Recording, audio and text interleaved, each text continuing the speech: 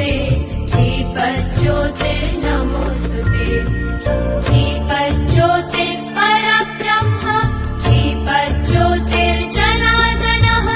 दीपज्योतिर्परब्रह्म दीपज्योतिर्जनार्दनः दीपो हरतु मे पापम्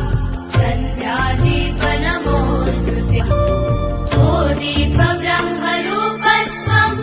ज्योतिषां प्रभुरव्ययः ओ दीपब्रह्मरूपस्त्वं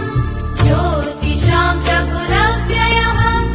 आरोग्यं देहि पुत्रांश्च मतिं स्वच्छामि मे सदा रवेरस्तं समारभ्य यावत् सूर्योदयो भवेत् रवेरस्तं समारभ्य यावत् सूर्योदयो भवेत् यस्य तिष्ठे गृहे दीपः तस्य नास्ति दरिद्रता शुभं कुरु त्वं कल्याणम् आरोग्यं धनसम्पदः शुभं कुरु त्वं कल्याणम् आरोग्यं धनसम्पदः शत्रुबुद्धिविनाशाय दीपज्योतिर्नमोऽस्तुते